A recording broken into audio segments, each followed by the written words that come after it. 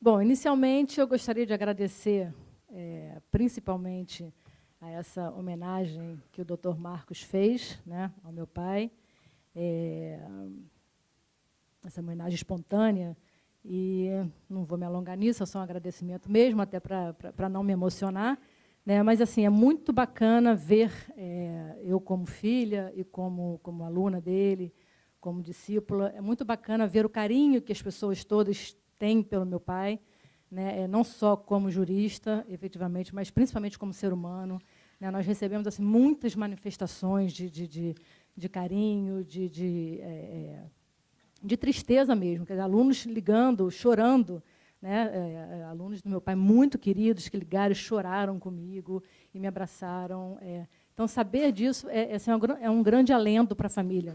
As 2 semanas atrás, eu e minha mãe tivemos a oportunidade de ir para Curitiba, e lá que também houve uma homenagem póstuma ao meu pai, né? E assim, é muito gratificante, assim, é uma perda muito grande para todos nós, mas saber realmente quanto ele é querido, para a gente não tem preço. Né? Então, obrigado pelo Marcos por ter lembrado, e obrigada também porque o nome do meu pai aí foi uma iniciativa da doutora Vera e dos conselheiros do Conselho de Contribuintes, que vai ser dado ao plenário do Conselho de Contribuintes o nome Ricardo Lobo Torres. Né? Eles não tiveram oportunidade ainda de me informar. Ainda não conseguiram me informar formalmente, né, mas eu já soube pelos bastidores, rolou uma fofoquinha, né, em que haveria isso, mas eles estão me esperando ainda um momento próprio para fazer, mas realmente isso emociona muito a gente, emociona muito a mim, emociona a minha família. Então, muito obrigada pelo carinho de todos vocês. Gostaria também de agradecer ao doutor Olavo e ao doutor Gustavo, né, por ter me chamado, me convidado para compor essa mesa.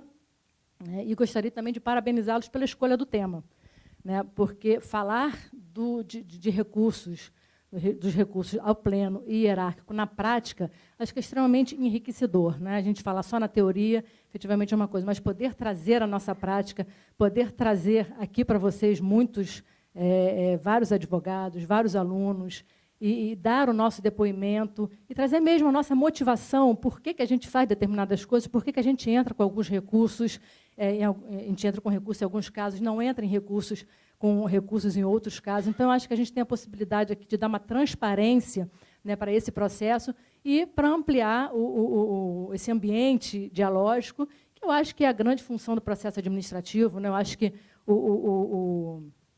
o processo administrativo, a grande vocação do processo administrativo é justamente essa, de aproximar o fisco do contribuinte. Nós não temos muita possibilidade de fazer isso no âmbito judicial, mas no âmbito administrativo nós temos, e eu acho que o Conselho de Contribuintes do Estado do Rio de Janeiro ele é pródigo em fazer isso.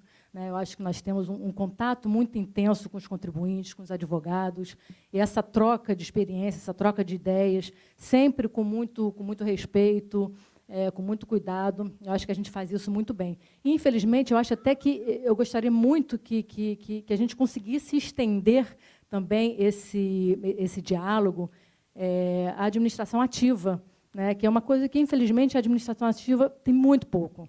Então, assim, a administração judicante, a gente efetivamente não preza por essa sanha arrecadatória. E, é claro, a arrecadação é importante? Claro que é importante. Né? Até por isso, essa é a função primordial da administração tributária. Mas a gente não tem, na administração judicante, e aí eu falo especificamente do Conselho de Contribuinte, onde eu trabalho já há muito tempo com a doutora Vera, a gente não tem essa necessidade de perseguir o crédito tributário por perseguir. A gente tem muito cuidado de perseguir o crédito tributário quando a gente sabe efetivamente que o contribuinte deve pagar aquele crédito tributário. Quando não deve pagar, a gente não tem o menor pudor em dizer que não. Né? Então, eu acho que isso é um grande mérito da doutora Vera, que desde que ela entrou na representação geral da Fazenda, ela efetivamente primou por isso, ela tem esse cuidado, e assim, é um prazer muito grande. Não posso nem falar da Vera também, que é minha amiga pessoal, minha chefe, eu sou discípula dela, então é uma pessoa que eu não vou me estender também muito nos comentários, deixa eu só ver, desculpa aqui, quem é que... Começa, tá. Então, a Vera... ontem o Gustavo virou para mim e falou assim, parabéns, que você conseguiu resumir o seu currículo mais do que eu. E eu estou vendo que o da Vera é mais resumido ainda. Mas eu vou... Então, como eu tenho que ler o mini currículo da Vera, que está procuradora do Estado do Rio de Janeiro, mas eu só vou... Então, como você não apresentou o seu, eu só vou, então, complementar isso. Então, ela disse que ela fez. Então, sem maiores delongas, eu vou passar a palavra para a doutora Vera. Bem, meu currículo ontem, eu esqueci, ontem não estava muito bem, tive conselho, onde foi bem agitado, então não tive tempo de mandar para o Olavo. Eu tenho 37 anos de procuradoria, contando a Procuradoria de São Paulo e aqui do Estado do Rio de Janeiro. Eu comecei a minha vida profissional na Volkswagen do Brasil. Trabalhei no jurídico, com o Dr. Jaci de Souza Mendonça, Pécio Oliveira Lima, na área tributária, que eu vinha saber que morreu faz pouco tempo, era um grande tributarista, e sempre gostei do direito tributário, mas eu caí meio no direito tributário, até por uma mentira da doutora Vanilda, que uma pena que não esteja aqui, porque, quando aprovada, eu comecei na Procuradoria Fiscal em São Paulo, fui para a Procuradoria Fazenda Autora, em São Paulo, que é uma espécie de fazenda que aqui não tem, que é a propositura de ações judiciais, que é muito mais difícil do que contestar. E depois eu vim para cá, e a Vanilda mentiu para o procurador-chefe, doutor Silvio Melo, que eu era especialista em direito tributário. E não era, eu era uma boa processualista, porque fiz mestrado em processo civil na USP, com Cândido Dinamarca, com Ada Peregrino Grinova, Kazu Watanabe. E depois vim para cá, e minha especialidade era processo. Aqui, realmente, eu entrei na Procuradoria Tributária e me inspirei em grandes nomes. E aqui eu quero homenagear, vou dedicar hoje essa locução ao pai da Silvia, é óbvio, que está presente nos nossos corações, mas também ao doutor Flávio Bauer Novelli, que também nos deixou esse ano, e que foi também um grande inspirador na minha vida profissional. O Novelli era uma pessoa assim, seca, não era de muita interlocução pessoal, mas ele era um doutrinador e um ensinador constante. Então, ele sempre me ajudou, era um monstro em direito administrativo, no qual eu acho que a nossa palestra hoje está vinculada. Então, eu fui para o Conselho de Contribuintes, depois de ter passado 12 anos de chefe aqui na Procuradoria Judicial. Eu era apaixonada pelo meu trabalho. Por quê? Porque eu adoro processo. Eu acho processo uma cachaça, principalmente para quem gosta de advogar e gosta de ganhar. Porque eu não minto que eu gosto de ganhar. Então, eu gosto de processo, isso me alimenta e isso me dá energia para seguir lutando. Mas eu fui ao Conselho de Contribuintes e fiz questão de levar algumas pessoas lá que eu achei que estavam talhadas para fazer um trabalho conjunto comigo, que é a Silvia, a doutora Cláudia Freze, que está aqui, que é também uma das minhas melhores amigas, quase uma irmã. Outras pessoas, doutor Nilson, que não está aqui, doutor Fabrício, que, na verdade, foi quem me levou para lá. E eu nunca esperei que eu fosse gostar, porque, quando eu trabalhava na Procuradoria Tributária, eu não gostava muito de matéria de fato, não. Eu achava um chatice atroz. Eu gostava mesmo de matéria de direito, desenvolver grandes teses tributárias, ou então fazer preliminar, fazia 5, 6 preliminares. Tanto que, no meu estágio probatório, fui chamada pelo meu procurador supervisor. Meu Deus, deixa de fazer tanta preliminar assim. A gente nem mais usa esse tipo de preliminar. Mas, com o tempo, eu fui para o Conselho de Contribuinte. Eu acho que isso também a doutora Silvia testemunha, a doutora Cláudia.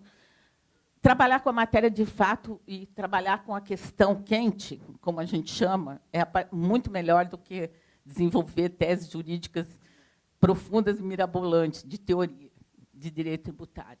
E o que me leva a ter esse entusiasmo?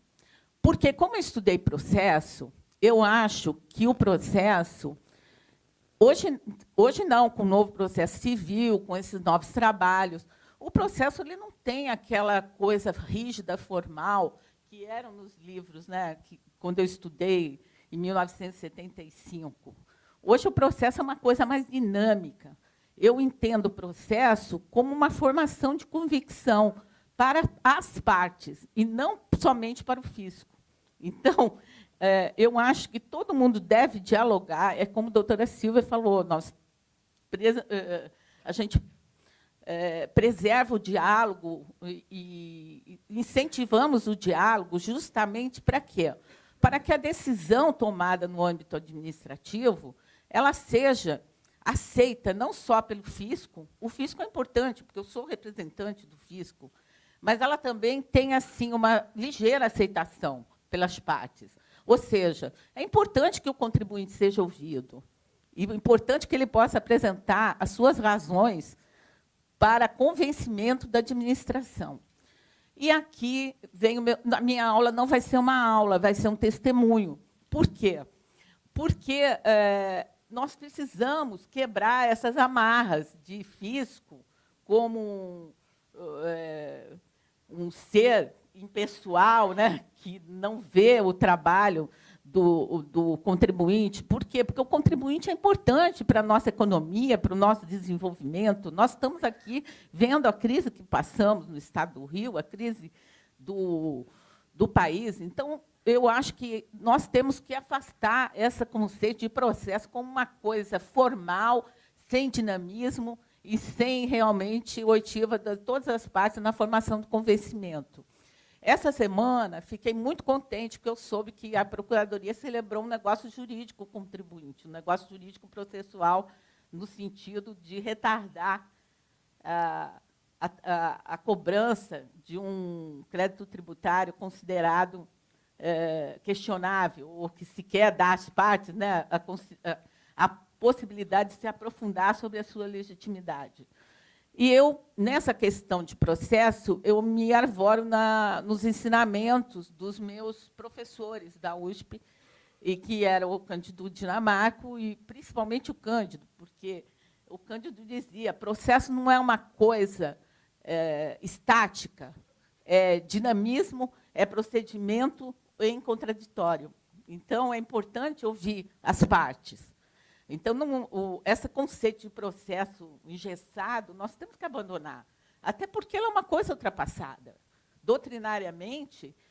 Então, as normas, elas têm... Eu leio, às vezes, os artigos do nosso PAT, do nosso Código Tributário, e fico revoltada, porque é de uma fechamento a qualquer atitude no sentido desse dinamismo que o direito tributário exige e requer. O que aconteceu? Então, nós estamos num sistema amarrado, mas motivados a avançar. Certo? O que nos impede de avançar? Uma legislação realmente ultrapassada, anacrônica, e que merece reparo. Espero que, com novas eleições e com nova tomada de poder, né, porque é aquilo, a gente sempre tem que ter esperança de algo melhor vir no porvir, que realmente haja uma modificação da legislação tributária, com um processo administrativo tributário mais moderno, eletrônico, viu, senhor presidente? E que realmente, onde a troca de informações e a troca de experiência seja mais profícua. Mas ainda a gente, mesmo assim, faz isso artesanalmente, aqui no Conselho de Contribuintes. Eu não sei como é que funciona. Faz um pouco de tempo que eu não vou a São Paulo para saber como funciona o TIT, como está funcionando o TIT, mas, numa época que eu conheci alguns procuradores do Estado que eram julgadores no TIT, havia realmente uma boa permeabilidade dos procuradores com relação às teses dos contribuintes. Por que eu falo isso? Começa que cada Estado tem a sua legislação e formatação do Conselho de Contribuintes, o que já é uma coisa ruim. O TIT funciona de uma forma, né, o doutor Graziani deve saber melhor do que eu, porque ele vem de São Paulo e trabalha num grande escritório, que tem uma biblioteca maravilhosa. Eu conheci a bibliotecária. A biblioteca do escritório dele é uma das mais organizadas do país, né? O TIT funciona de uma forma, o conselho aqui funciona de outra, e cada um tem a sua forma de trabalhar.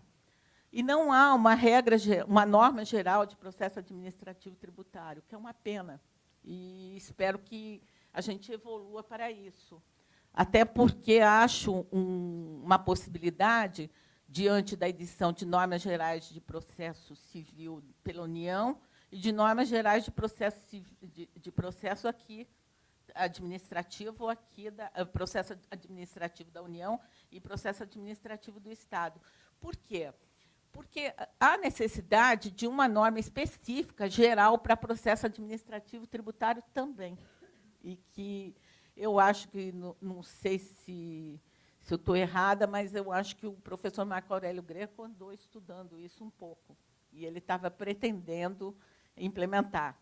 Porque, realmente, cada tribunal administrativo funciona de uma forma e cada um tem os seus regramentos. E, no final, fica difícil até o intercâmbio de conceitos e de aplicação de alguns conceitos universais a esse tipo de atividade administrativa. Aqui no Conselho de Contribuintes, nós temos o chamado recurso hierárquico, porque a minha palestra é desse recurso hierárquico e do chamado recurso ao pleno.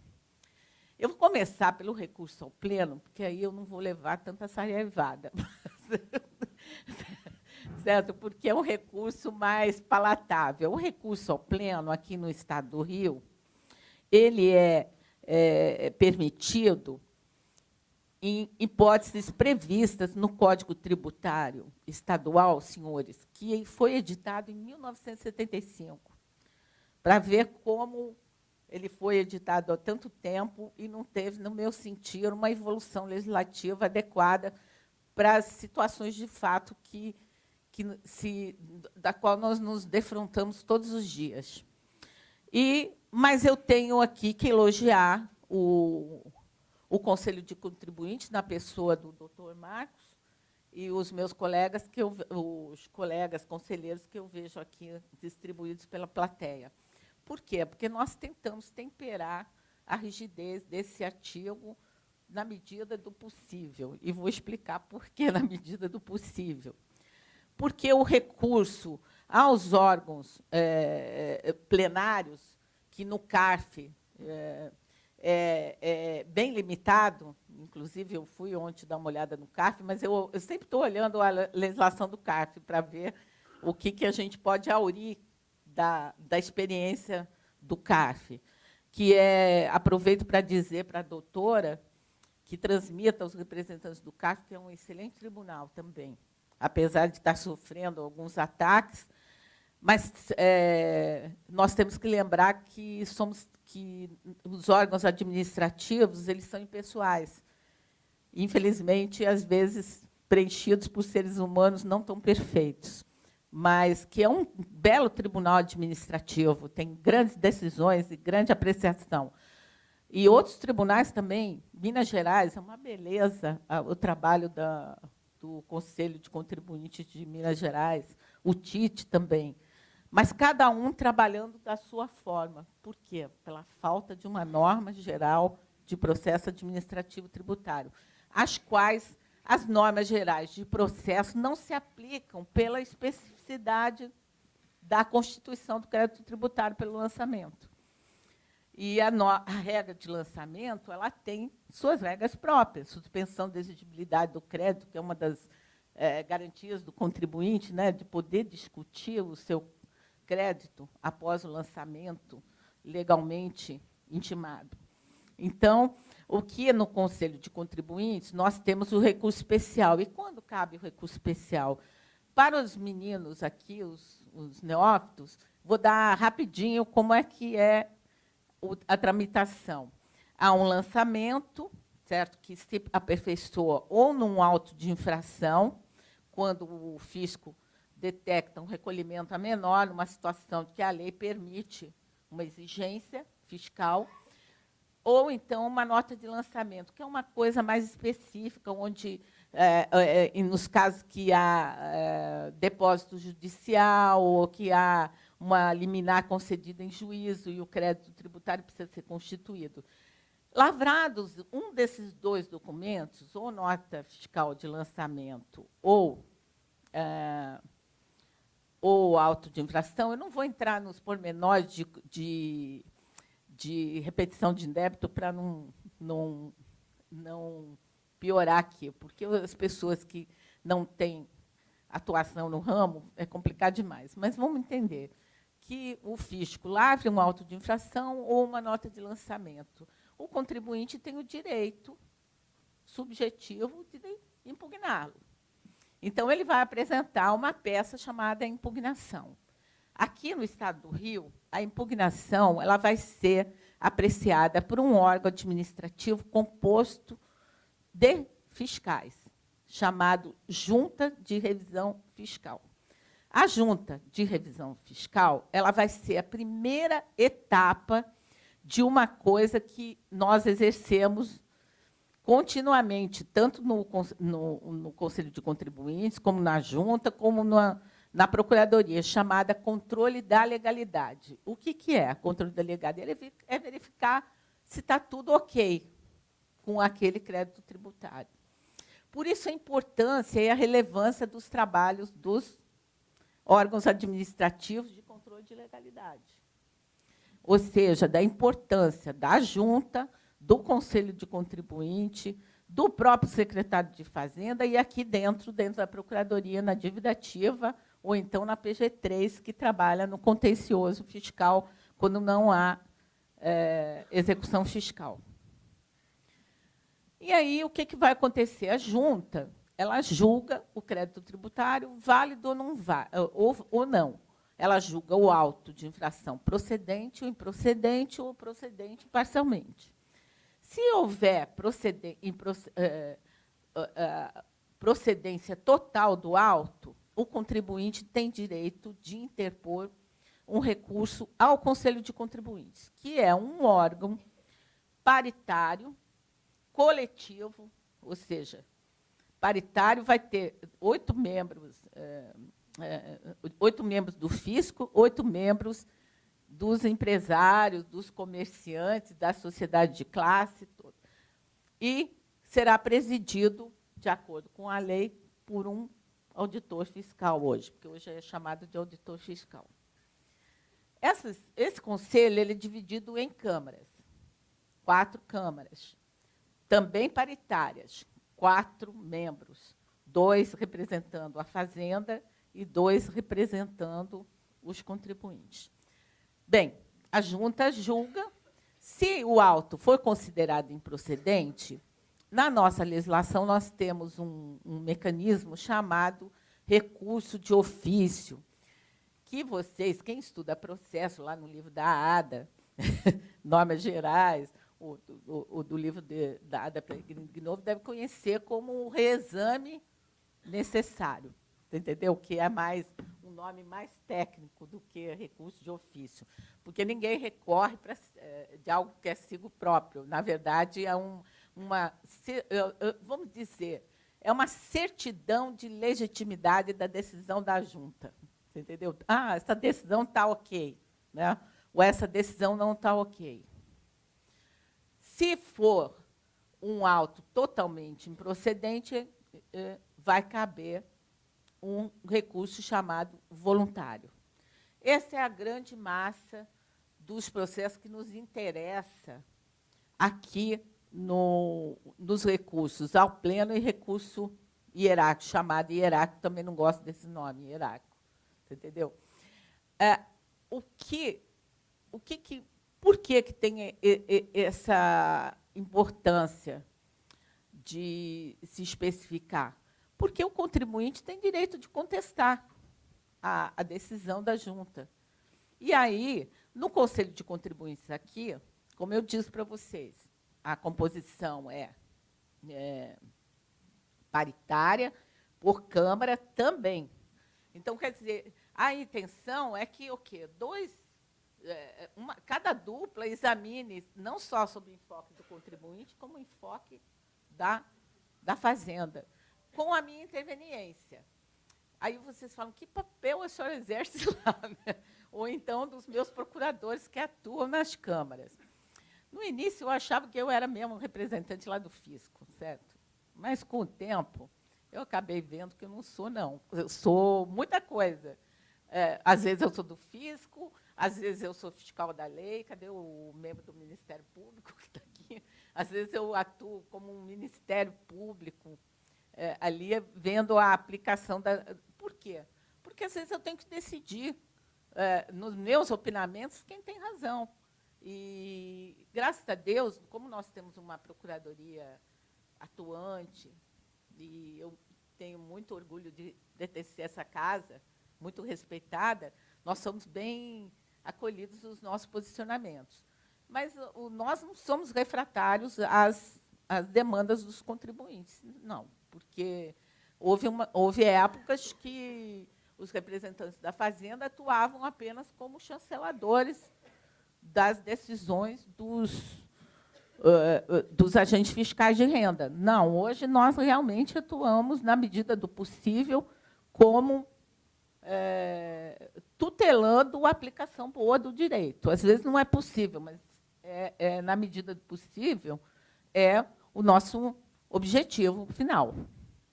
Bem, julgado o processo nas câmaras, aí eu entro no esquema como representante geral da Fazenda. Eu sou muito abelhuda, estou sempre nas câmaras para saber o que está acontecendo, até porque, para não ficar surpreendida, eu quase que participo de quase todas as sessões que eu posso de câmara. Isso me acarreta um monte de trabalho, porque, às vezes, eu peço diligência, eu tiro um processo de pauta, tenho que atuar, ver melhor um processo, eu fico pensando com o processo, às vezes eu fico meses ali pensando num assunto. Mas a intenção realmente é, quando batido o martelo, bater da melhor coisa possível. Aí vai para a Câmara. Se a Câmara... Aí a possibilidade de 3 tipos de julgamento. Julgamento por maioria, unânime e por voto de qualidade. Que tem uma polêmica na esfera federal que nós não temos aqui. Ontem eu fui até ver como é que andava essa discussão. Porque aqui, mas tudo como no Brasil começa e não termina, né? Uma discussão começou há 3, 4 anos de que o voto de qualidade no CARF não seria válido. Alguns juízes concederam liminares para alguns contribuintes, inclusive anulando decisões do CARF tomadas por voto de qualidade. Aqui nós não temos um problema, porque nós temos 4 câmaras e os presidentes das câmaras, em 2, são membros integrantes dos contribuintes e 2 da Fazenda. Quer dizer, é uma diversidade de entendimento. Há possibilidade de confronto de ideias, que no CARF, infelizmente, não tem, porque o voto de qualidade é sempre do presidente e é da Fazenda, né? Então, é complicado. E o presidente é sempre da Fazenda. Então, isso, realmente, eu acho que nós vamos melhor do que o CARF. Onde eu fui ver, tem 70 liminares em vigor no Brasil inteiro, e essa questão ainda não foi analisada pelos tribunais superiores. Então, mas aqui no Estado nós não temos, graças a Deus, essa questão do voto de qualidade. Por quê? Até porque o voto de qualidade, como vocês vão ver, vai levar à possibilidade de interposição ao recurso ao Conselho Pleno. Então, o nosso recurso ao Conselho Pleno, ele tem 2 hipóteses. O recurso ao Conselho Pleno, quando a decisão da Câmara não for unânime ou divergir de decisão proferida por outra Câmara ou Conselho Pleno relativamente ao direito em tese. Esse relativamente ao direito em tese dá um samba doido. Mas tudo bem. A gente vai temperando na medida do possível. Porque se a gente começa com direito em tese, é tudo, né? Parece assim um balaio de gato que nunca vai terminar. Mas a gente vai fazendo temperamentos para tentar discutir determinadas questões, às vezes até ladeando um pouquinho essa questão aí. fecha, né, o direito em tese. Às vezes eu até falo assim, vamos conhecer, porque é melhor, né, conhecer o do recurso para levar já, decidir de uma vez. Porque eu também, com a idade, ela traz uma coisa, sabedoria. E eu, cada vez, eu estou mais desenvolvendo a teoria utilitarista do direito, porque, às vezes, não vale a pena ficar malhando em ponta de faca ou não decidindo, procrastinando aquilo que tem que ser decidido rapidamente. Depois eu vou até dizer por quê. Porque é uma coisa que me tira o sono, porque, antes de tudo, eu sou paulista, mas sou cidadã aqui dessa cidade, do Carioca, e eu gosto de ver o estado do Rio de Janeiro financeiramente bem. Então, é uma preocupação constante minha pensar na rigidez financeira do Estado. Eu sou a paulista mais carioca que existe. Não quero voltar nem para ser enterrada lá. Aí, então, cabe esse recurso nas decisões não unânimes ou quando ela divergir de Câmara ou do Pleno. Que decisões? Aí nós vamos para o regimento interno. Não pode ser decisão proferida em recurso de ofício, aquele recurso que nós falamos lá atrás, que é aquele recurso de uma decisão de improcedência do auto ou da nota de lançamento. Por quê? Porque, se o recurso de ofício for chancelado, se for o Conselho achar que a decisão está ok, volta para o órgão que lavrou o auto de infração e o auto de infração vai ser cancelado. E, se houver uma discordância do Conselho de Contribuinte, vai ser dado provimento ao recurso de ofício e volta para que seja o contribuinte intimado para ele recorrer a uma das câmaras do Conselho, no recurso chamado voluntário. Então, o Conselho tem pleno. E vem o segundo item, que eu chamo do temível recurso ao secretário, que eu detesto, já vou avisando, eu odeio recurso hierárquico, mas, às vezes, eu tenho que usar. Por quê? Justamente por questões que eu vou colocar a seguir, que é a questão da impossibilidade da Fazenda Pública ir ao Judiciário questionar as decisões proferidas por órgãos colegiados, por ela instituídos. E depois eu vou provar que o STJ tem chancelado os chamados recursos de ofício aqui do Rio de Janeiro.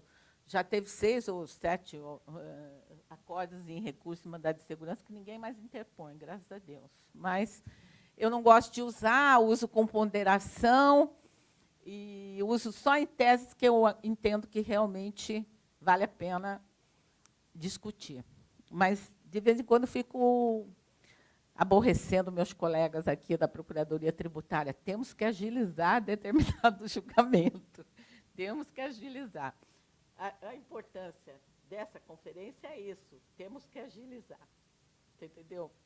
Não, é essa participação que a ordem tem que ajudar a nós, representantes do fisco. Aí é que vem a parceria. O que é o recurso hierárquico?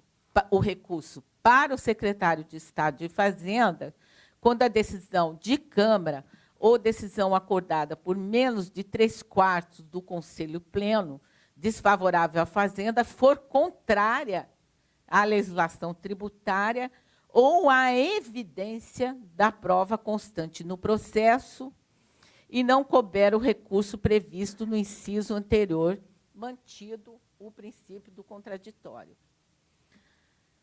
Bem, é uma norma que tem requisitos, com relação à decisão, tem requisitos com relação à análise da decisão em face da legislação e em face da prova produzida nos autos. E, nesse ponto, é que, hoje, a maioria dos recursos são para discussão de lei em tese mesmo, porque eu acho que faz muito tempo que eu não entro com nenhum recurso hierárquico com relação à análise da prova dos autos, do fato em si. Então, o que vem? O conselho ao pleno. Aí, a norma é tão lacônica, mas tão lacônica, que, com o tempo, a gente foi desenvolvendo mecanismos dela complementar com normas do regimento interno. E, senhores, pasmem, o nosso Código Tributário delega a uma resolução do secretário de Estado de Fazenda, olha esse Código de 1975, delega ao secretário de Fazenda disciplinar o processo administrativo tributário no âmbito do Conselho. Isso me dá um ódio tremendo. Me dá um ódio tremendo. Como chefe da representação da Fazenda, já pedi 1000 vezes para a gente encaminhar um anteprojeto de lei, né, para a Assembleia, um projeto de lei, mas, por motivos políticos, a gente nunca consegue, por causa que ou não é o momento, ou fatores externos inviabilizam, ou porque vai custar caro para o Estado, e tem essas coisas todas. Mas é necessário, eu acho, com o tempo, não só disciplinar o processo dentro do Conselho, como nós mudarmos o processo administrativo tributário, que é disciplinado, em parte, com relação ao trabalho da junta, né, na consulta e tudo, através de um decreto estadual chamado de número 2473, de 1975, que é o chamado Lei do PAT, que nós aplicamos diuturnamente lá dentro do Conselho de Contribuinte. Então, nós temos esse conselho pleno. E aí eu vou falar a sensibilidade dos conselheiros é muito boa e muito receptiva. Eu, às vezes, suscito questões de ordem, né? Suscito eu mesma, ou então, vamos dizer, provoco, né, questões de ordem, ou então agradeço quem levanta questões de ordem. Por quê? Porque, se pela regra fria do artigo 266 e inciso 1º, muita coisa não seria conhecida. Primeiro, às vezes o acórdão está com um defeito ruim, né, uma coisa que inviabiliza a decisão, que seria interessante que essa decisão fosse revista. Então, muitas vezes os conselheiros levantam as questões de decadência, as questões de nulidade de decisões proferidas pelas câmaras e até da junta, que entendemos que não apreciou uma questão relevante para a solução daquela controvérsia. E aí a gente anda em gelo fino, os advogados, e principalmente eu, que é o gelo fino, o que é possível de ser revisto num órgão, né, topo, que só analisa direito em tese. Então, a gente caminha em gelo fino, abrindo algumas possibilidades de apreciação de nulidades que eu entendo que são da substância do ato, ou de nulidades que eu já cometi, eu vou confessar, vamos achar uma nulidade, aí esse lançamento está tão estranho, vamos ver porque ele merece ser revisto, né? ou merece ser aprimorado. Então, e nisso a gente conta muito com a parceria dos advogados. Aqui eu tenho vários colegas que são meus contendores e que eu acho que colaboram o tempo todo para o aperfeiçoamento da decisão. Então, eu acho que o nosso grande desafio é tentar colocar numa futura legislação um aprimoramento das questões que possam ser apreciadas pelo Conselho Pleno em recurso. Talvez até fazendo um recurso específico para as nulidades. Ontem eu vi lá no CARF, mas é tão complicado aquele regimento do CARF, que eu pensei que a gente podia pegar por empréstimo, pode pegar alguma coisa, mas outros também trariam problemas. Mas as questões das nulidades no processo, ela é muito trabalhada no Brasil. É muito pouco trabalhada no Brasil, a questão das nulidades processuais. Mas é sempre que eu vejo alguma nulidade processual, eu tento corrigir, ou através de petição mesmo, né, ou através de constatando durante o julgamento uma nulidade que pode contaminar o processo, a gente levanta essas nulidades ou uma repreciação da prova. Mas a gente, por isso que eu digo que nós caminhamos no gelo fino, doutor Graziani. Porque o Conselho Pleno não pode se tornar um órgão de cassação das câmaras, porque senão nós vamos transformar o Pleno em julgamento dos processos todos do Conselho. Aí eu falo, não, o Conselho tem a sua especificidade, o Conselho Pleno tem a sua especificidade e a sua competência. Por isso, a questão da prova, ela pode, eu acho, valoração da prova, mas fazer diligências, por exemplo, que o órgão fracionário não fez, eu, assim, de vez em quando, eu dou um pulo lá, né? Grito, brigo, porque, como eu sou combativa, eu não admito diligências para a produção de prova que não foi feita no processo no seu momento adequado. Mas são feitas. Mas por quê? Porque nós caminhamos no gelo fino. E a gente também não quer que vá para a fazenda, para a dívida ativa, processos que não foram apurados, questões relevantes para a constituição do crédito tributário. E hoje a constituição do crédito tributário perfeita é uma meta. Por quê? Porque na nova lei de processo civil, os honorários hoje são altíssimos. Doutor Eduardo, eu até depois quero falar com o senhor, porque eu me preocupo com esses autos de infração altíssimos. Eu vejo assim o valor meu, eu falo, meu Deus, sabe? Eu mando isso para a PGE ou não, né? Vamos esperar um pouco. Por isso que vem a etapa dos negócios processuais em matéria tributária, que eu acho que nós vamos ter que avançar num futuro bem próximo. Com relação esse é o recurso ao pleno. Então, quer dizer, direito em tese, com um acórdão ou decisão proferida por outra Câmara ou Tribunal em pleno divergente e que, importante, pelo regimento interno, não tenha sido reformada. Porque, se foi reformada, não é reformada pelo secretário, né, ou reformada pelo próprio pleno. Então, esses requisitos eu primo muito. Outra coisa que o órgão contribuinte é fogo, gente. Quando acha uma brechinha, quer tudo, né? E aí descobriram que para fazer divergência não tinha uma prévia previsão no regimento interno de fazer confronto.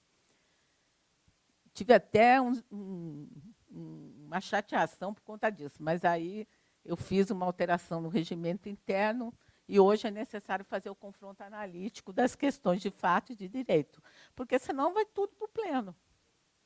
Então, esse é o gelo fino que nós andamos, né, aqui com relação ao Tribunal Pleno, mas sempre tentando também ajudar no sentido do aprimoramento da decisão judicial. Como eu tenho 5 minutos, vou falar rapidinho do recurso hierárquico.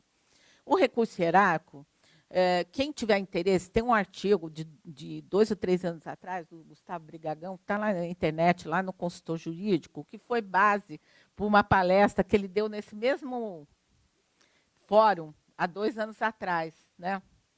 2 ou 3 anos. Não, 1 ano só. Eu estou mesmo mal. E o Gustavo ali aborda toda a polêmica do recurso hierárquico. O contribuinte, óbvio, detesta o recurso hierárquico. Mas o recurso hierárquico, eu sempre pondero isso para os advogados. O recurso hierárquico ele é uma necessidade, porque realmente a Fazenda Pública não tem como ir a juízo. É uma desmoralização. A Fazenda Nacional já tentou isso, de ir a juízo para discutir uma decisão do CARF. E levou uma voadora e não conseguiu. Então, por isso, o recurso o hierárquico é uma válvula de escape. E aqui no Estado do Rio, nós conseguimos, como eu estou dizendo, várias decisões, inclusive está citada uma delas no artigo do Gustavo Brigagão, que eu recomendo a leitura, porque a crítica sempre nos faz crescer. Eu recomendo o artigo do meu opositor, porque aquele artigo me faz pensar e me faz querer procurar um aprimoramento para as coisas.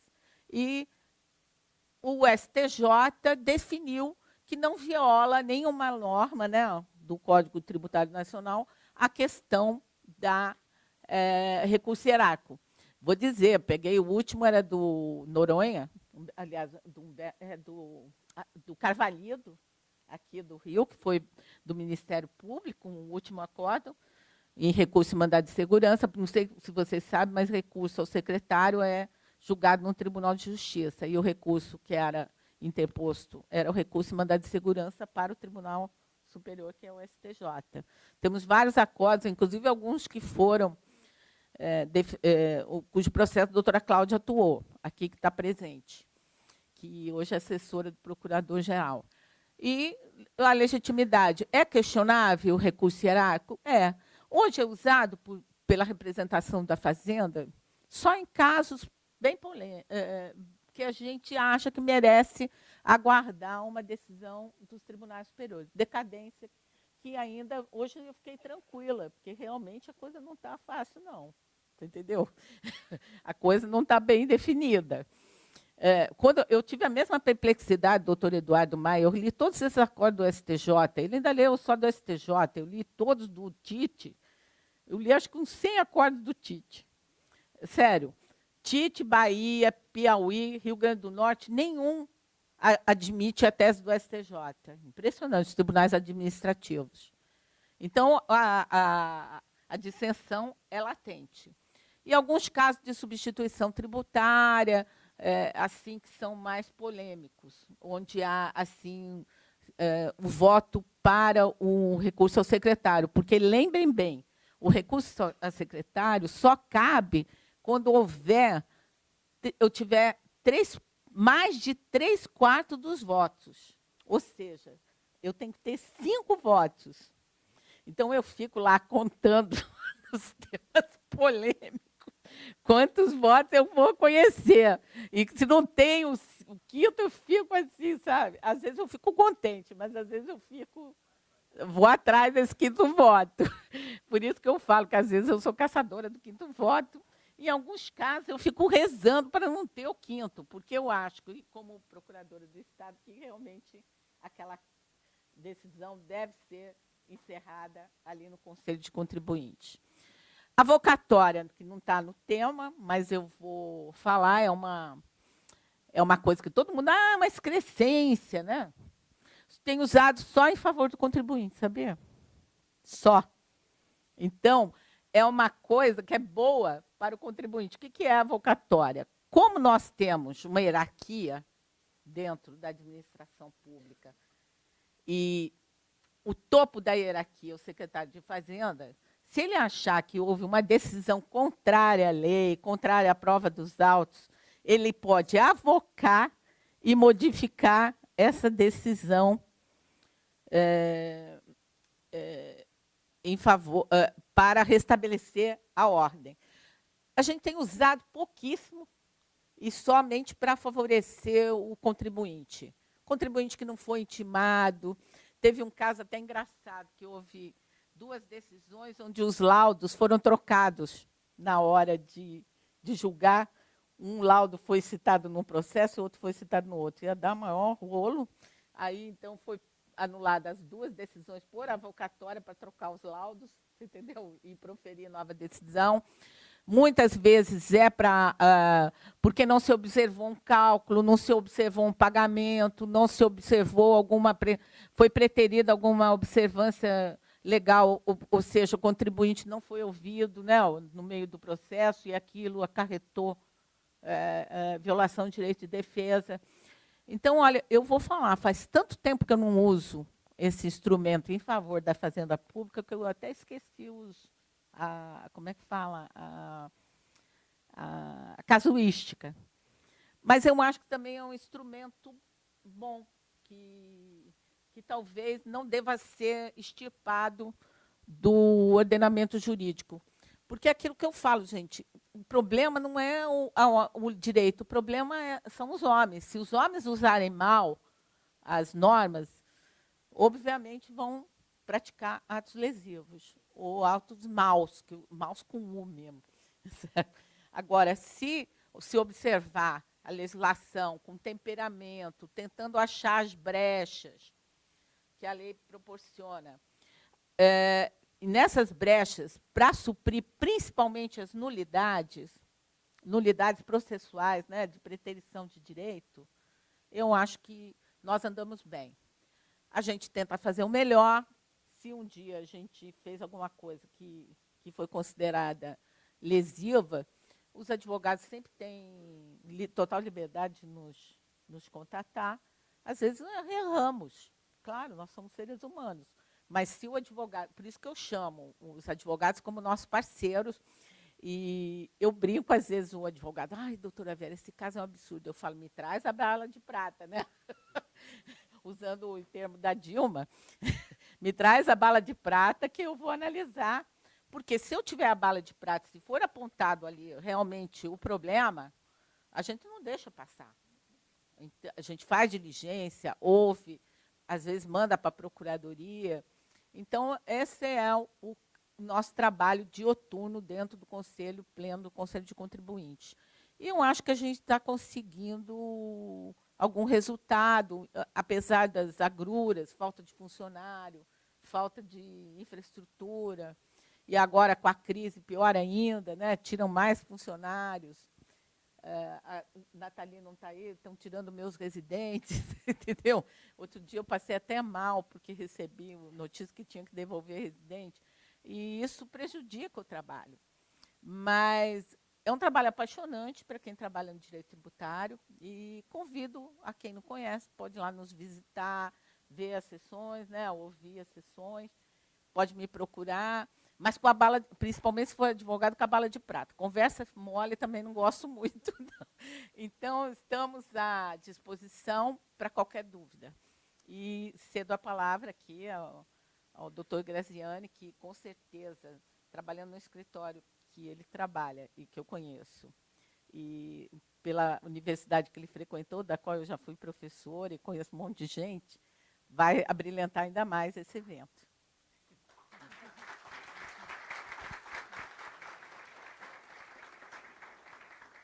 Bom, segundo as regras do seminário, eu que tenho que apresentar o doutor Mário.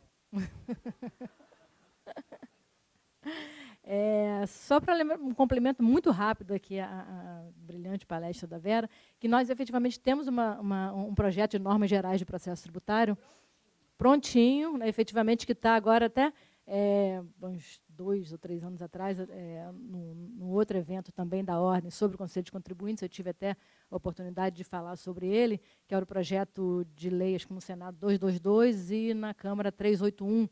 E aquela época, aquela ocasião em que eu falei, efetivamente o projeto estava muito ruim, né? Até o problema das normas gerais em processo tributário, a gente sabia efetivamente o que são normas gerais, né? Então, a gente vai aplicar. É uma competência concorrente dos estados, mas a União vai querer legislar sobre normas gerais. Então, o projeto originário falava até sobre prazo. Quer dizer, eu acho que isso é uma matéria, efetivamente, dos estados e dos municípios, determinava que os municípios tivessem seus conselhos de contribuintes também. Então, estava ruim o projeto, mas parece que também algumas arestas foram paradas, o projeto melhorou um pouco, está na Comissão de Constituição e Justiça hoje da Câmara, e vamos ver quando vai sair, né? Vamos ver se talvez... Nós temos também, elaborado pelo Dr. João Guilherme Sauer, um processo de novo pátio estadual, também guardado. Que estava aí, foi excelente, né? Uma comissão criada que Nós a integramos a... Não, ficou parado. Vamos ver se quando a situação se normalizar, né? Vamos ver. Então, vamos passar a palavra agora para o doutor Mário Graziani Prada. Doutor Mário é bacharel em Direito pela PUC de São Paulo, pós-graduado em Direito Tributário pela PUC de São Paulo, especialista em Direito Processual Civil pela Escola Paulista de Magistratura, especialista em Direito Tributário pela PUC de São Paulo e sócio do escritório Matos Filhos. Obrigado. Acho que eu tenho uma apresentação aqui, será que alguém consegue depois colocar? Eu vou fazer alguns comentários antes. Bom dia a todos. Eu queria agradecer a doutora Silva, a doutora Vera, doutor Marcos, como membro da comissão da OAB, é uma satisfação estar aqui hoje. Com a Vera, eu também trilhei um caminho parecido, só que há um pouco menos tempo. Comecei minha vida acadêmica, né? Nasci no estado de São Paulo e adotei o Rio para viver também já há muitos anos. Terra boa e também não pretendo voltar nunca mais, se puder, né? Então, São Paulo é muito bom, só que o Rio de Janeiro é maravilhoso, né? Então, uma vez eu ouvia de alguns amigos, quando comecei a morar aqui já há mais de 10 anos atrás, que carioca é um estado de espírito. Hoje eu entendo bem isso, né? Então, vocês que nasceram aqui não precisaram, talvez, escolher, mas quem escolheu com o coração, né? Então, sou muito grato a essa terra, né? Bom, gente, eu queria fazer alguns comentários antes da gente começar a falar pontualmente, porque eu vi temas aqui palpitantes e que merecem um pouco de reflexão. Eu acho que a gente hoje, o processo, né, tributário, é um processo inserido no mundo global. Não dá mais para ter aquele engessamento. Não tem condição de você não ter um bom diálogo, um bom debate entre advogado público e advogado privado para você chegar ao quê? À justiça fiscal. Não existe mais qualquer possibilidade de você ficar preso em dogmas de o processualês, o processo com fim no processo. Eu também, sempre estudioso do processo, mas também estudando com os mesmos pensadores, que foi o Dinamarca, o Bedak, que foram os meus orientadores nos estudos de processo civil, e aprendi lá na academia, com o teu colega José Roberto de Moraes, lá procurador de São Paulo, quando você trabalhou com ele, o processo. E eles já tinham isso, né? Mas o Código de Processo anterior era um código muito engessado. Acho que o código hoje tem ferramentas maravilhosas que dá para destravar muito isso, e você transportar esse diálogo, essa dialética que existe tão bem no contencioso administrativo estadual e levar isso para o judiciário. E mecanismos como negócio jurídico processual, acordo sobre garantias, que já existe uma norma específica, regulada pela Procuradoria-Geral da Fazenda Nacional sobre garantia, os débitos que estão indo para o judiciário, ainda mais nessa fase muito ruim que está vivendo o CAF, são valores que não são passíveis de garantia. Se a gente for pensar, hoje o CAF tem um estoque de 700 bilhões de dívida. Se cada secretário de Fazenda fala, olha, eu preciso cobrir o rombo de 200 bi, acelera aí, que é o que está acontecendo, não existe garantia disponível no mercado para uma Petrobras, por exemplo, quando ela fez o primeiro negócio jurídico processual, e eu me lembro que a gente participou ativamente dessas discussões, que culminou nessa portaria que hoje existe, ela não tinha dinheiro para garantir. Uma Petrobras. Então, isso vai acontecer no âmbito estadual, assim que o Estado já está acontecendo, e é algo que não tem como fugir. Então, a gente tem que usar os mecanismos que estão lá à disposição no novo código para poder implementar negócio jurídico processual, acordo sobre garantias, porque você tem que suspender a exigibilidade do crédito de alguma forma. E o negócio jurídico processual eventualmente vai prevenir até condenação em honorários desses valores absurdos. Você permite a discussão de mérito. E uma coisa que pouco se fala, mas que seria muito útil, e a gente, na prática do escritório, fez em um caso e funcionou muito bem, é a calendarização do processo. Que basicamente é você tornar o processo que sai a sentença em 1 ano. Então imagine se as partes chegam num acordo em que você diga, juiz, ninguém mais agora vai abrir prazo para nada. Tá? Vamos sentar aqui logo no começo e falar, olha, a empresa não precisa apresentar garantia alguma, porque o patrimônio dela é notório. Primeiro exemplo. Tudo bem, aceito. A sentença sai em 1 ano. Pega uma Big Four dessas, vai ser o perito do juiz. É isso que a gente está vivendo hoje. É isso que a gente tem que fazer. Por quê? Porque o perito, ele é um expert, ele vai dar uma opinião absolutamente independente, então não vai ficar aquela dialética maluca. Então, assim, a parte apresenta a inicial em tal data, a contestação vem 15 dias depois, sem ato de ofício do cartório, sem o juiz participar. Dali a pouco os quesitos já estão apresentados logo de cara. Aí você tem uma PwC, uma...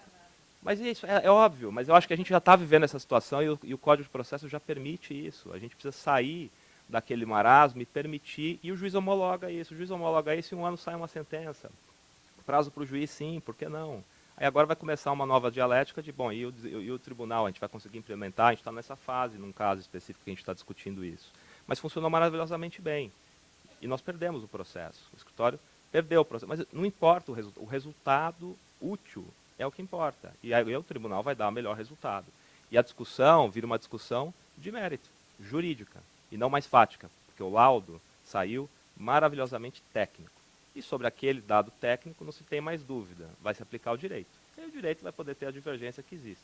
Né? Então acho que esse é um comentário que eu queria fazer.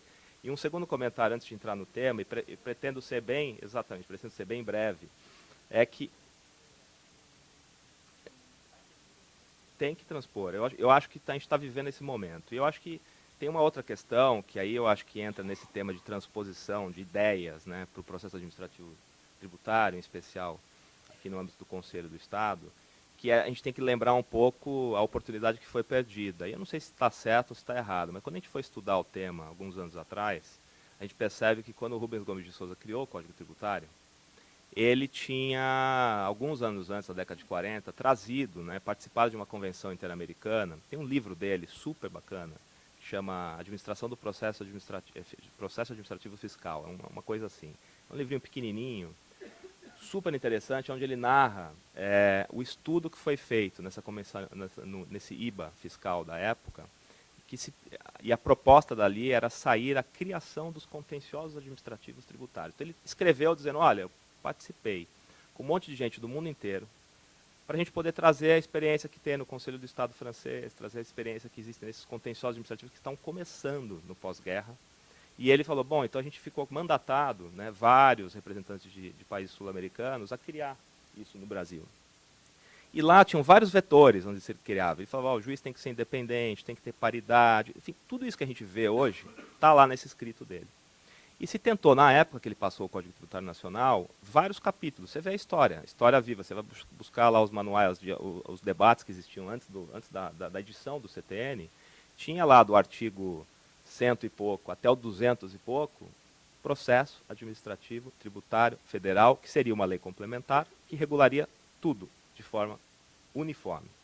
A oportunidade foi perdida, porque na época dos debates, o Congresso entendeu que não tinha maturação suficiente para se debater sobre processo, o Código Tributário estava muito bem obrigado, eles tiraram politicamente essa discussão.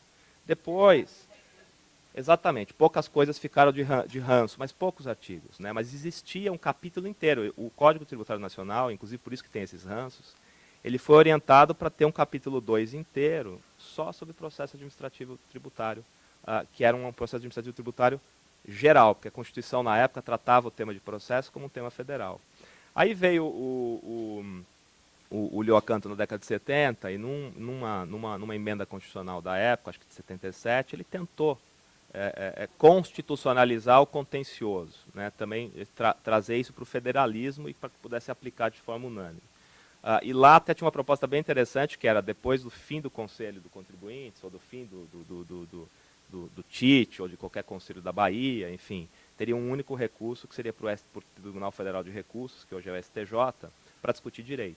Seria essa a ideia, ou seja, o fim do processo administrativo fiscal seria um acesso para a discussão de direito, tanto do contribuinte quanto do fisco. Não tinha essa ideia de que acaba para o fisco, mas não acaba para o contribuinte. Então é uma coisa interessante também, mas acabou não passando, veio a Constituição, e é a competência concorrente que nós sabemos que existe, e cada Estado e a Federação vão legislar e vão fazer o seu contencioso administrativo, que gera problemas, a gente sabe, mas podemos hoje usar o novo Código de Processo talvez para tentar solucionar, né? Então eu acho que eu quis fazer só esses comentários iniciais para a gente poder pensar juntos aí em como a gente pode melhorar, né, doutora Vera, né, doutora Silvia, para a gente tentar pensar em sair fora da caixinha mesmo, para não deixar que esse contencioso...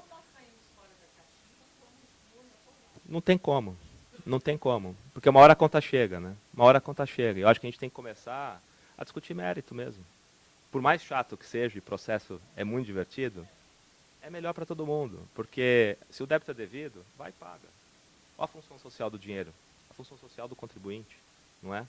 Acabar com aquela dialética de que o contribuinte é o mal pagador e inimigo. Achei muito interessante, no ano passado, a Procuradoria da Fazenda Nacional daqui da 2ª Região fez uma cartilha super interessante, desmistificando o contribuinte como mal pagador. E botava dados objetivos lá, dizendo que 90% dos contribuintes são bons pagadores. É uma casta específica que representa os maus pagadores. E mesmo dentro do que se entende como pecha, maus pagadores, tem muita discussão de tese ali.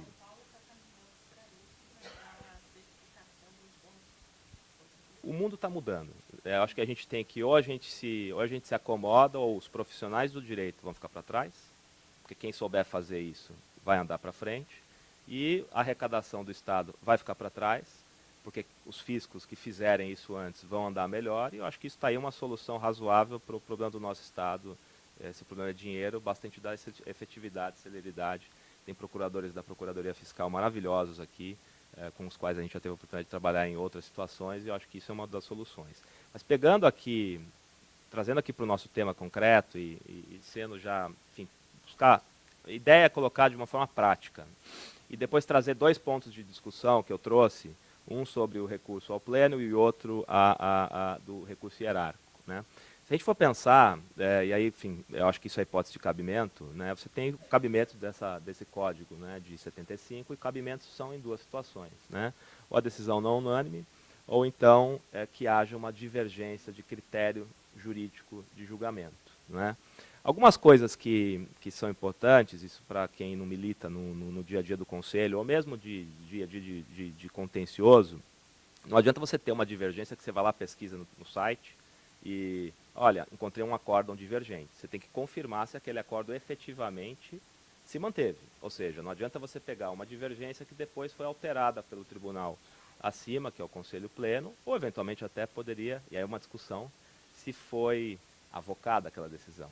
E se teve um recurso hierárquico daquela decisão. Aí já é uma outra discussão para até um outro tema, que dá um dia inteiro, né? Porque, enfim, teve uma decisão de mérito, acabou, não acabou. O fato é que o que se pressupõe a divergência é que tem efetivamente uma decisão definitiva que caminhou juridicamente para um sentido oposto daquela que você está recorrendo. Tem um outro requisito também, que é a identidade fática, que aí é uma crítica pessoal e que eu acho que eu vi na fala da doutora Vera, e que eu vejo que o Conselho maleabiliza isso em alguns casos, mas não com uma constância que a gente gostaria. Não porque é bom ou porque é ruim, porque a gente gostaria de ver mais uniformidade apenas, que eu acho que isso gera segurança, né? Por quê? Aí a gente já vai fazer alguns comentários com algumas ilustrações. A nossa visão é de que identidade fática é algo impossível. É igual você exigir de alguém uma prova negativa. Prove que não fez isso. Em algumas situações a gente tem que buscar, e eu acho que o novo código ajuda. Ele coloca semelhança fática. Ele usa essa expressão, que eu acho que ajuda muito no caminhamento, porque vamos supor que eu esteja discutindo direito de crédito de um ativo fixo de um determinado ramo de indústria. Eu tenho uma situação. E aí tem aquele outro ativo, que é aquele de exaurimento automático, aquele de exaustão imediata, que é aquela tese onde se permite o creditamento integral. Exatamente. E é uma situação jurídica que a identidade fática não existirá. Mas a solução jurídica pode, enfim, ter sido oposta e os casos são semelhantes, né? Então, acho que tem essa situação para a gente eventualmente superar. E claro que você vai precisar, né, se você for olhar a dicção, e aí eu fui pegar isso na dicção do regimento interno mesmo, né, com as mãos da doutora Vera, que você vai ter que fazer o cotejo analítico, né? E para que serve isso? Isso é uma técnica de redação, é para permitir ao julgador identificar com precisão e com forma ágil qual é o fato, se o outro caso é um caso que tem a identidade ou semelhança fática, e qual é a tese e a contratese. É para isso que serve. É para você, eventualmente, no mundo ideal, né, doutora Vera, ter uma petição de 1 ou 2 páginas, onde você tenha tudo isso e não precisa discutir mais nada, porque a discussão deveria ser toda ela oral até. Porque para que você vai perder tanto tempo escrevendo, se numa sentada de 1 a 2 horas de julgamento você resolve tudo. Mas, enfim, isso fica também para uma outra...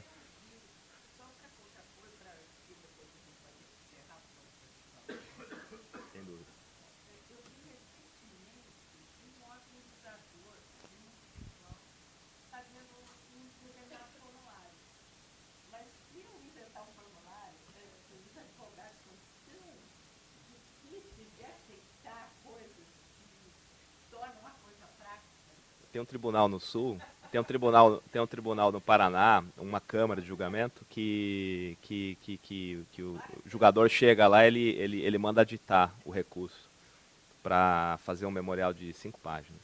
Tem isso. Ah, mas eu adoro memoriais de É. 5 páginas. Aí tem certo escritor que traz o memorial com o recurso tem 10, 15 páginas e o memorial vem com 40. É. Aí você pega e joga o memorial de lado. Então, isso eu acho, eu não sei se o senhor viu essa discussão nas turmas de processo, pelo menos na Constituição, nós discutíamos muito. O Catu Watanabe era fascinado nos chamados livros de Berlim. Não sei se você conhece essa história. Eu não lembro bem em detalhes, mas depois vocês podem procurar. Em algum livro do Catu deve estar. Os livros de Berlim, a justiça de Berlim estava caótica. E os juízes de Berlim, aprovar lei na Alemanha é difícil, tanto quanto aqui, porque as leis lá são muito rígidas. Eu tive melhor do que eu, deve saber. E os juízes não conseguiam ter uma alteração legislativa que facilitasse a execução do trabalho. Eles mesmos se reuniram, fizeram uma espécie de um diagnóstico e fizeram as próprias normas no sentido de que não violariam as normas pré-existentes, mas no sentido de desburocratizar.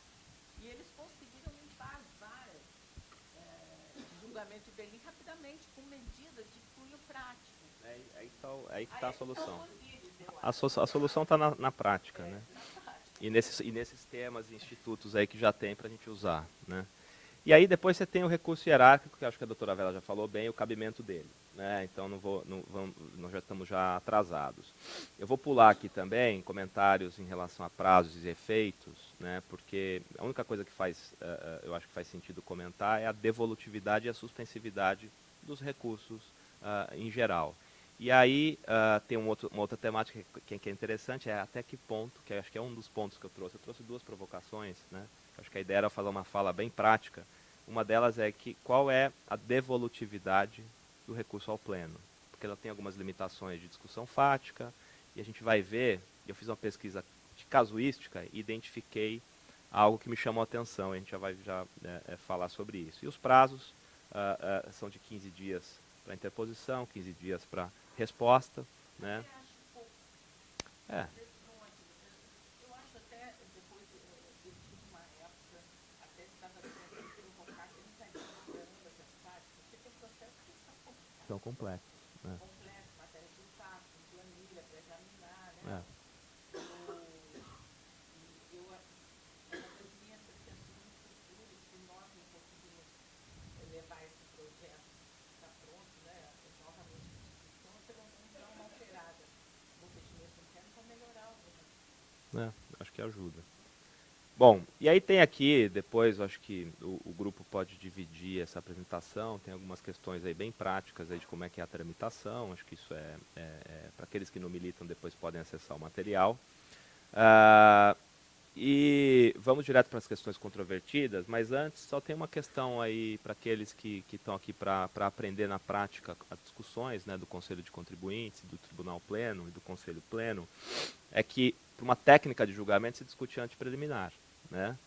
E depois é que você passa ao mérito. Então, uma vez exaurida a discussão de preliminares, você vai discutir o mérito, exatamente porque não faz sentido você caminhar para uma discussão de mérito se o recurso por algum momento ou a questão até não estiver madura, né? Às vezes não é nem o recurso só que não é cabível, que não é conhecível, mas a questão às vezes não está madura. E aí entra a situação que está linkada com a minha primeira provocação.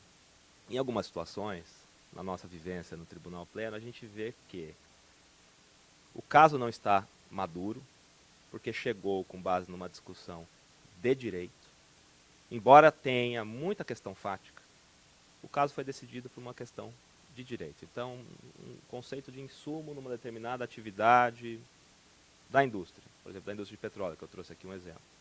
Você vai ter que olhar com detalhe como é que é o processo produtivo de extração, de produção de petróleo, dependendo da situação, você tem um tipo de insumo creditável, para outra situação ele não é acreditável, enfim, varia muito de acordo com a situação. E aí a gente vê que chegam casos, e eu trouxe aqui um exemplo prático, no tribunal, no tribunal pleno, em que é casuístico. Puxa, o caso não está maduro, ele foi decidido com base em direito na Câmara Baixa, mas tem uma discussão de fato aqui que era importante, e aí se baixa em diligência. A gente sabe que tem a previsão no regimento, para que qualquer momento você possa abrir para diligência, inclusive fazer uma perícia, na fase onde o processo deveria se discutir só direito. Mas a gente entende também que para o acertamento da justiça fiscal, talvez faça sentido exatamente porque você tem que dar a jurisdição, né?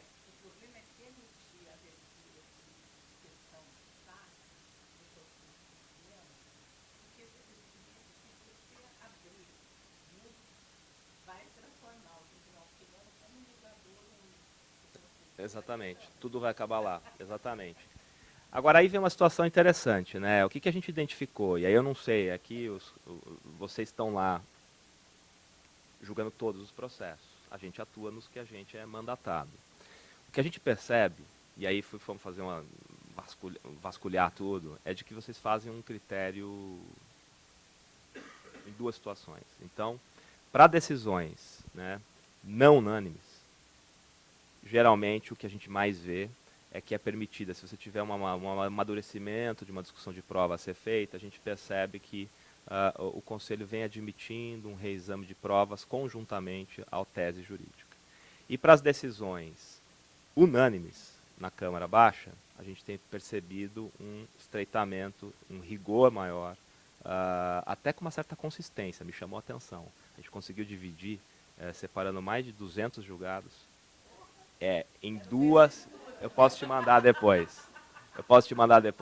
Eu pedi para levantarem. Não, então, a gente viu uma coerência germânica aqui, viu?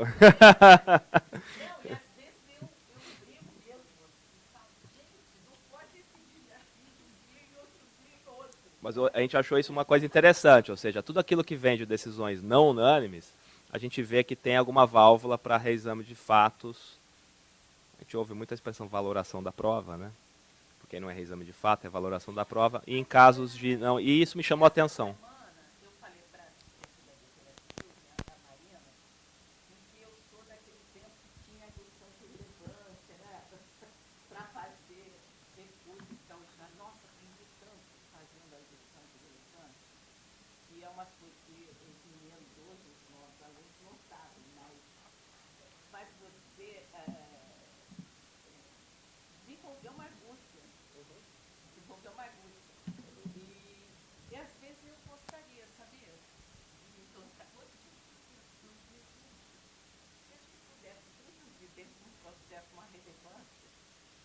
Seria muito bacana.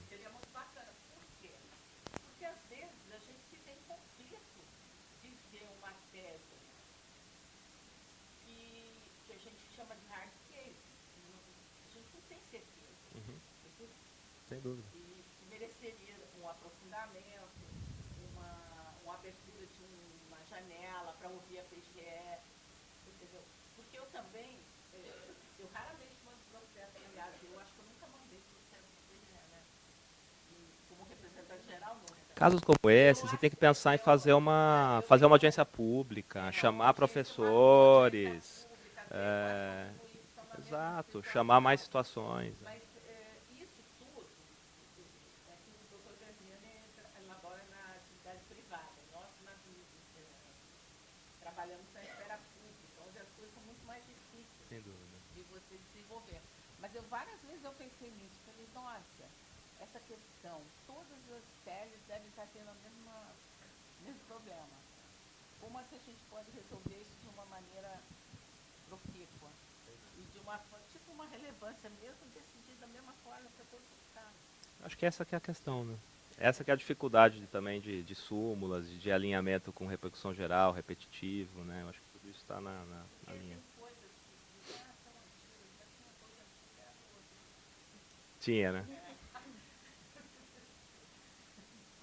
Bom, e já para concluindo, gente, que eu acho que a gente está aqui adiantado na hora, quero seguir o cronograma, a gente identificou também, então, outras situações em que, quando as decisões vêm da Câmara Baixa, né, da Câmara Ordinária, com decisões unânimes, a gente tem visto um recrudescimento. Não vi um julgado nos últimos 3 anos no Conselho Pleno que tenha sido admitido o recurso especial que toque numa valoração da prova. Isso a gente achou interessante. Eu não sei se os doutores já tinham notado essa coerência ou se alguma... É? E como foi? Porque esse me passou porque não estava publicado, né? Mas o caso era de diligência de uma situação, decisão unânime da Câmara Baixa ou não unânime? Foi na Câmara, unânime, mas numa interpretação da regra de direito. Entendeu? Era unânime. Então, eu estou vendo uma certa aqui... Não, não teve nenhuma diligência. Foi decidida por questão de direito. Proteção de crédito mobilizado? Não. A que ele levantou foi a questão do interpretação dos 2% do Rio Log. Eu lembro. O que incluía ou não na base de cálculo. Eu não gosto de falar de processo que está em curso, porque a gente tem que falar do trabalho do advogado, né? Mas ali não tinha sido discutido em nenhum momento a hipótese fática. Porque é aquilo que eu lhe falo, doutor Graziano, né? Os advogados reclamam de não analisar a parte fática. Mas acontece que a gente fica esperando lá do advogado colocar de forma conclusiva, demonstrada, e pelo menos uma planilha, entendeu? Não, eu já tive julgado no pleno, mas sabe, e eu interrompi e falei assim, olha, o que a senhora está trazendo é relevante, mas não tem uma planilha, então vou dar 30 dias para a juntada da planilha. Juntou? Não. Entendeu? Então, também tem isso, porque não adianta o contribuinte, viu? Agora eu estou dando puxar orelha aqui, eu não dei os colegas advogados. Juntar 350 mil notas fiscais, sem fazer correlação. Sem dúvida. Ou pelo menos um demonstrativo, né? O doutor Paulo é useiro, desejo de fazer essa argumentação nos processos. Porque a gente não só pode ajudar quem se ajuda e quem quer ser ajudado, né? Nem comparece, né? Nem comparece. Não, e quando Acontece, né? o contribuinte me dá o maior trabalho para analisar a matéria de fato, não comparece na sessão. Aí é de doer, né? Não, aí é frustrante, porque realmente o contribuinte pede diligência, você faz a diligência. Outra coisa, eu mudei até o regimento interno por causa disso também, quando eu entrei há 12 anos atrás, eu mudei, fiz toda a diligência para preservar o contraditório, a defesa, o fiscal tem que intimar o contribuinte para se manifestar e a fazenda sucessivamente. Porque ele tem direito de saber o resultado da diligência até para se contrapor. Sem dúvida. Muitos escritórios se contrapõem com sucesso. Sem dúvida. Entendeu? E eu adoto a posição até do contribuinte, não raras vezes. Agora, tem que ter uma proatividade, porque jogar 350 notas lá e sem fazer uma correlação. E nesse caso, ontem, eu não vi o processo, mas foi discutido nas câmeras exclusivamente como direito, mas o doutor Paulo, que olha, o editor fiscal vai ser diligente, ele falou, não, aqui tem questões de fato, né, que podem ser apreciadas. Por isso que eu estou lhe falando, gelo fino. Aí eu falei assim, não, vamos então fazer essa diligência, mas com essa, pedimos que ele ponderasse dentro da decisão de que era um caso excepcional, onde se notou que havia necessidade de esmiuçar mais a matéria probatória. Porque a matéria probatória, eu que trabalhei em fazenda, é muito difícil. Sem dúvida. Muito difícil. Você tem que chegar a um acertamento. O grande desafio do advogado, que discute tese de direito, é fácil. Isso é fácil. Você baixa lá uma biblioteca, como dizia o Moreira Alves, né? Faz lá os acertos, defende qualquer tese, como diz o doutor Gustavo, me diz qual é que você quer. Quando eu era chefe, ele falava assim, chefinha, qual que você quer, a favor ou contra? De brincadeira, óbvio, né? Mas acontece que é fácil a tese de direito. Agora, você enfrentar o fato é muito difícil. E nisso, eu encareço realmente os advogados, sejam mais objetivos, sejam mais prospectivos. Eu sei que, às vezes, o cliente não ajuda, né? Não ajuda. Às vezes a prova do fato também é difícil, né? Às vezes a prova do fato é difícil. E a prova de fato... O advogado em tese concorreu a operações que não deveriam ser incluídas na base de cálculo. Em tese, ele nem apresentou uma planilha com as operações que deveriam ser incluídas. Aí eu fico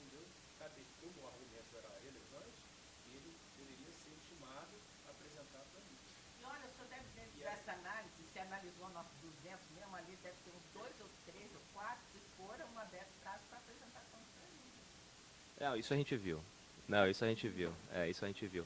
Bom, e chegando aqui, gente, eu acho que a ideia, chegando aqui ao final, o recurso hierárquico, que eu também não gosto, mas só para a gente trazer um contexto, né? O cabimento do recurso hierárquico foi bem colocado pela doutora Vera, e a gente também colocou como premissa aqui que você tem um contencioso administrativo federal, que é regulado de uma forma, e estaduais, que são regulados de outra forma, por essa questão histórica que a gente comentou.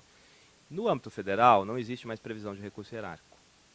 E por isso que quando a Fazenda, eu trago aqui esse exemplo, tentou, num caso específico, que era um caso até que o nosso escritório trabalhou, o que acontecia naquela época era o processo administrativo no Conselho, no Tribunal Superior, na Câmara Superior de Recursos Fiscais, era um caso de previdência privada complementar, se tinha ou não uma determinada imunidade, num determinado tipo de tributo. E o Tribunal Administrativo, na época não era nem CAF, era Conselho de Contribuintes, extinguiu o crédito tributário. Só que, 3 meses depois, o Supremo virou a jurisprudência. E aí você tinha essa discussão. Bom, o contribuinte ganhou numa decisão terminativa administrativa, que baixa em primeira instância o que o fiscal autuante tem que fazer, o que o preparador tem que fazer, exonerar o crédito tributário.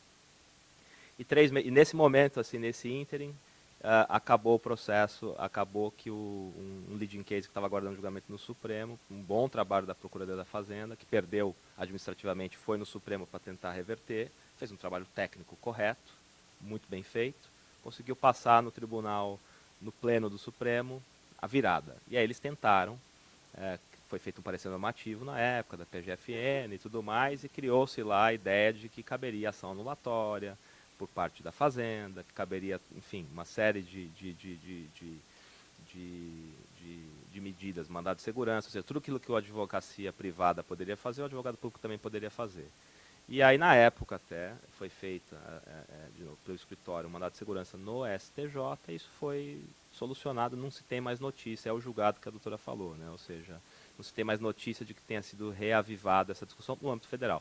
Mas no âmbito estadual, como a doutora bem colocou, e aí, enfim, eu acho que vale a pena a leitura dos escritos do Gustavo, porque eles resumem, eu acho que a gente já está bem adiantado. No conjunto, está muito bom e eu acho que resume todas as críticas que se tem. Mas no âmbito estadual, o que acontece é que tem a previsão genérica do cabimento.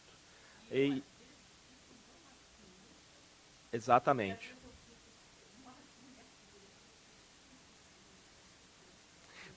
Mas aí porque tem bom senso.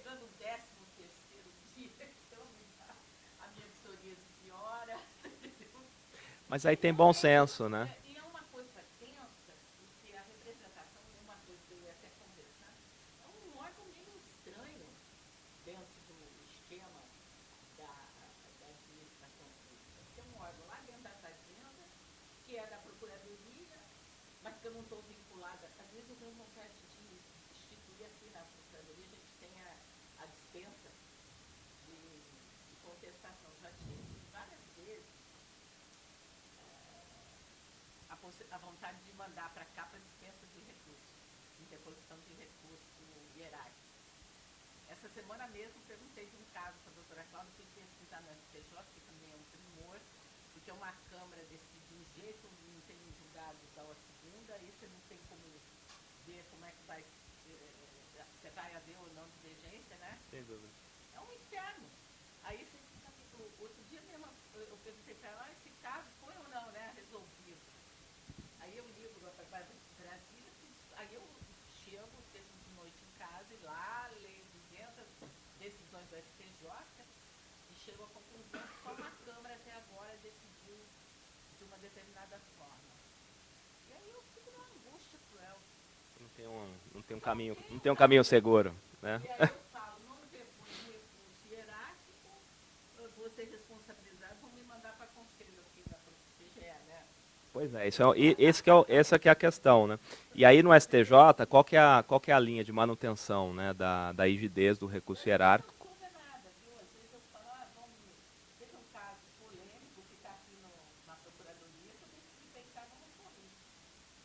E agora, discordam, todo mundo discorda de mim. Foi até lançado nisso, entendeu? Pra dizer que eu estou errada.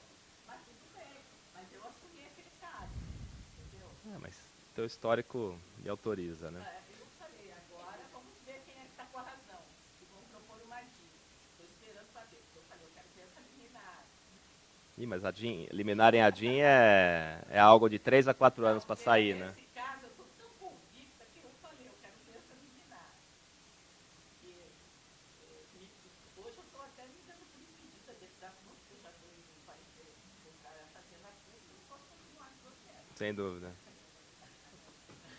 Então, eu acho que para a gente finalizar, eu acho que o STJ ele fez umas balizas, né, do cabimento do recurso hierárquico, muito embora sejam totalmente contrários àquilo que eu pessoalmente penso. Acho que o escrito do Gustavo resume bem, mas o STJ diz o seguinte: olha, como o processo administrativo, quando ele acaba em favor do contribuinte, acabou e a Fazenda não pode recorrer, é de interesse público, em algumas situações específicas, desde que preenchidos os pressupostos. E aí que está o problema, porque a lei estadual deixa pressupostos muito amplos e cai na discricionariedade e bom senso, porque valoração da prova, se foi decidido com a melhor técnica da prova, violação à literal disposição de lei já é discutível, porque a lei pode ser interpretada de 2 ou 3 formas distintas, então já é uma revisão. E valoração da prova também é uma revisão plena para um órgão político, que é o secretário de Fazenda. Então, o STJ, muito embora tenha todas essas críticas, ele diz, olha, na supremacia do interesse público, como o processo acaba para o Estado, ele pode recorrer. Só que aí ele coloca também algumas balizas, e ele vem, sim, cancelando alguns processos administrativos que tiveram mau uso do recurso hierárquico. Em que situações? Quando a decisão do secretário não vem tecnicamente fundamentada, quando não teve contraditório para o contribuinte, que isso tudo a gente sabe que o Estado aqui observa, né? Então, acho que eram essas as colocações. O STF, quando vai se deparar com o recurso hierárquico, diz que isso é tema de STJ, então o que o STJ decidiu é o que está decidido. No âmbito federal não pode, no estadual pode, desde que... E teve e a decisão foi de não conhecimento. Exatamente. Exatamente. Exatamente.